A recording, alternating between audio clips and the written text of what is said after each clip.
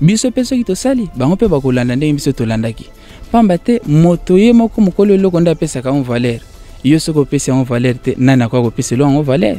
moto moko te lelo soki olandi na poto bazali kobunda bitumba mpona écriture mandombe mundele mpo bakode yango bakodifie yango na kati ya ordinateur mpo ete babanda kodirige yango biso bakolo na yango tozala na se me yo moto mwindu ozaka na pongi olobi nini ngai ntango nakokufa to ngai ntango nalaiswa yango nde nakoyeba écriture mandombe te écriture bayekolaka yango luka esika wapi ozali na centre bazali kotangisa mandombe kende vanda tanga mandombe.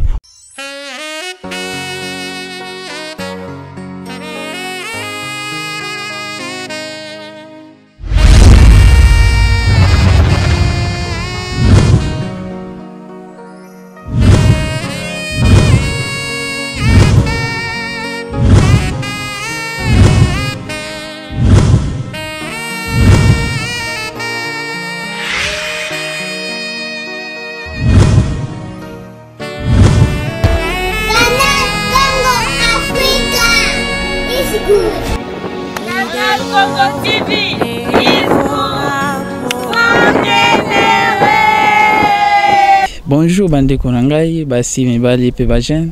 ngai ndeko na bino na bengami na kombo Moïse Nyamakwei Njoko na vandi liboso awa liboso bilili pamba te question kaka nde tokomi poser tozali bajen na mokili bato nyonso tu tozali na mokili to poser question moko pourquoi mandombe ezali nini mandombe ezali écriture oyo emonanaki na mir na lolenge ya talo mibale na talo mitano oyo babengi pa kundungu na pelekete uti wapi mandombe yango ezali écriture oyo Simon Kimbangu oyo tobengi Nzambe molimo mosantu oyo apesaki na mwana na ye oyo babengi na kombo Wabelajo Pai David ye azalaki nani azalaki kimbangiste te ye azalaki catholique aboya ikopesa yango na bakimbangisi pamba te batolingi baloba ezali pamba te asali yango po azaki kimbangisi yango nde asali yango bongo me yango apesaki catholique po ete na ye ntango akobimisa yango atémoigner kombo na ye bato bayeba solo no Kimbangu azali Nzambe mpo na nini apesaki yango na kimbangisi te apesi catholique yango nde po azwa yango ezalaki esengaki tamulai yango nde siko écriture yango tina nini papa Simon Kimbangu kiangani molimo mosantu apesi na yango biso yo jeune ngai jeune yo mondimi ya tata Simon Kimbangu yo moyindo na Afrique apesaki yango mpona botomboli ya ekolo ya Afrique pamba te ekolo Afrique kino lelo tozalika na se ya bikolo nyonso mpona nini tozosala eloko te mosala na biso ezaka kokopie biloko baninga ebongo nani ya si amona nano misisa ya paipai ekolisa misisa to ekolisa nzete ya orange moto moko te pamba te misisa neza na nguya te okolisa nzete mosusu biso tozali kaka kodépendre na mikili misusu tokosala eloko te bapesaki biso écriture ezali moko na kati ba facteur ya civilisation ya mboka écriture langue pe religion alors soki bino boza na ba facteur wana misato te donc eza pasi po na bino botomboma na mboka to na ekolo alors papa Simon Kimbangu apesa écriture na kati écriture ne tokosala makambo ya mingi koleka pamba te mundele azwaki 1 quart ye alobi na biso tokozwa 3 quart 3 quart on tokozela ngo na wapi na écriture mandombe yango nda alobi akodémarrer mokili na ye na écriture mandombe alors Wabelajo oyo atanga classe te azalaki na kaka D4 mais Wabelajo aningisi mokili na te na nini pamba te eloko azwaki ezalaki ya mokili te kasi eutaki na Nzambe écriture ezali lukumu ya yo moto mwindu yangai moto mwindu to néglige yango te pamba te kotala boye écriture mandombe biso tozali komona ona tina te Chine oyo ebandaki kodépendre na Zaïre na ntango ya kala lelo yo africain ngai congolais nani akoki kotuta tolo na Chine lelo mokili moko banga bango na tina nini bazwi écriture na bango baza na langue na bango pe baza na religion tata Nzambe ayokeli biso mawa apesi biso pe écriture babenga écriture mandombe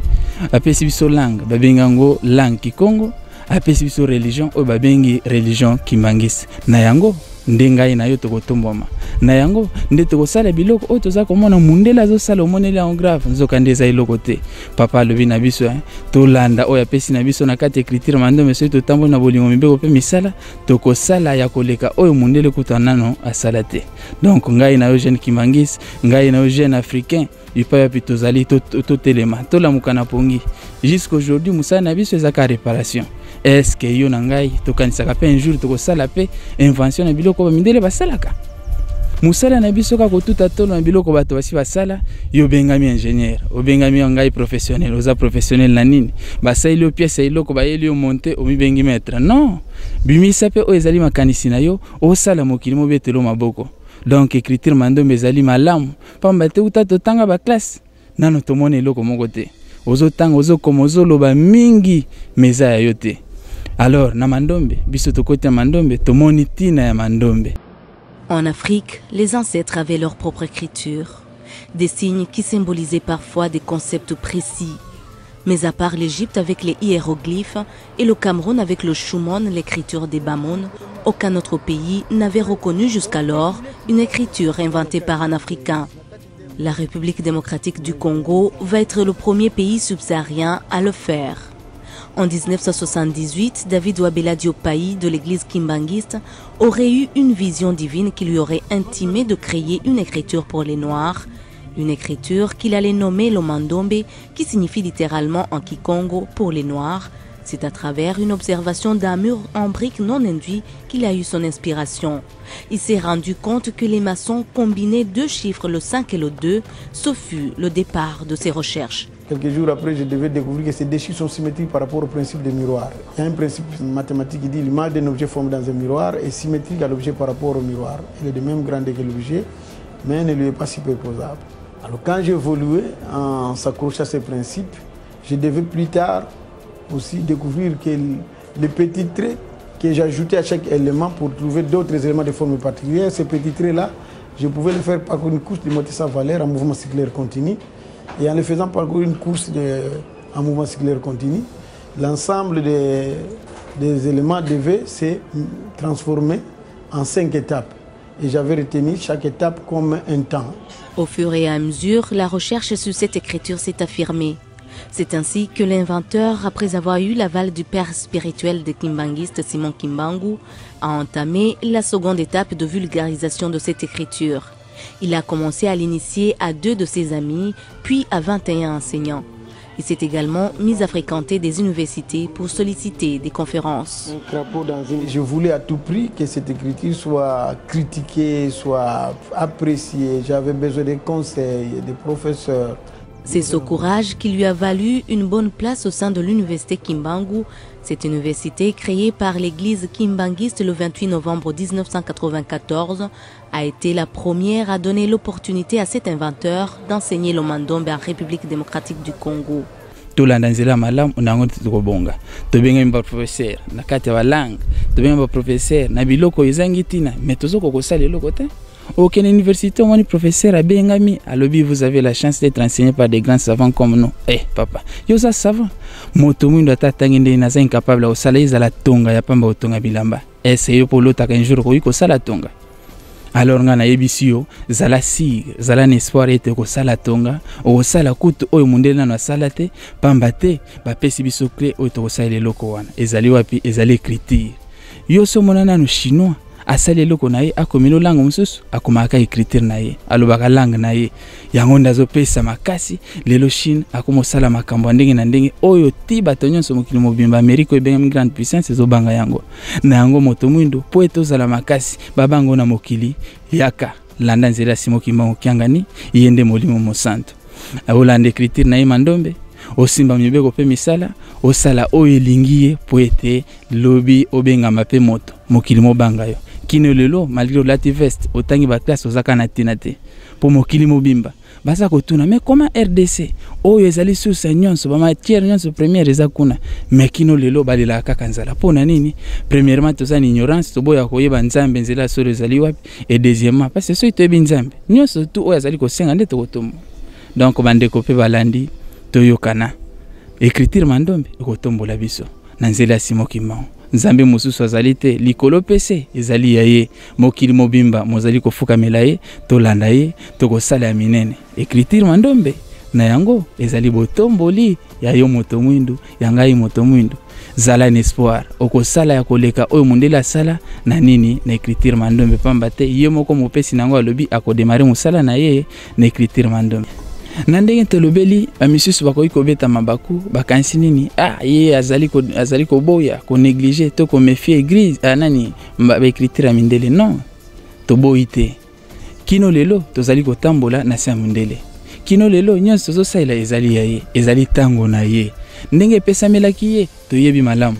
chance oyo epesamelaki ye asaleli biso totosi ye awa sika awa ezali lisusu ngonga na ye te ekomi ngonga na yo moyindo ekomi ngonga na nga moyindo totelema tolamuka na pongi biso mpe soki tosali bango mpe bakolanda ndenge biso tolandaki pamba te moto ye moko mokolo eloko nde apesaka yango valeur yo soki opesi yango valeur te nani akoki kopesela yango valeur moto moko te lelo soki olandi na poto bazali kobunda bitumba mpona écriture mandombe mundele mpo bakode yango bakodifie yango na kati ya ordinateur mpo ete babanda kodirige yango biso bakolo na yango tozala na se me yo moto mwindu ozaka na pongi olobi nini ngai ntango nakokufa to ngai ntango nalaiswa yango nde nakoyeba écriture mandombe te écriture bayekolaka yango luka esika wapi ozali na centre bazali kotangisa mandombe kende vanda tanga mandombe osala ya minene na kati ya mandombe soki okomi parce lelo soki okomeli nga français na kotanga mais soki nga nakomeli na écriture mandombe okoyeba kotanga yango te tala avantage tozali nango pamba te na kati na yango te tokokoma mabombami ya loposo loyindo mpe ya mboka ya Congo po soki okomi na baécriture na bato misusu ata opiblie yango mais bato nyonso bakotanga te bakoyeba secret na bino nini bino bokokanga eloko moko te tolanda yango toboya ya mondele te kasi tosala pe ya biso pamba te yango nde ezali etinda ya nzambe molimo mosantu na yango nde tokobongela soki tonéglige yango ata tosali nini totangi nini développement ekoya te pe civilisation ekoya te po soki okele université bazotangisa biso comment développer un pays bapesi bafacteur il faut ça mais soki otali biloko wana bato bazotangisa biso za na gouvernement mais eloko moko ezosalema te mpo na nini tozangi eloko moko oyo akela mokili asaki ta na sa mokili me tozali koboya ye donc tolanda ye na oyo asali kopesa na biso yango nde tokosala makambo donc merci ya moke tolobi yango wana evanda na mitema mpe tosalela yango toyoka yango pamba te yango nde ekotombola biso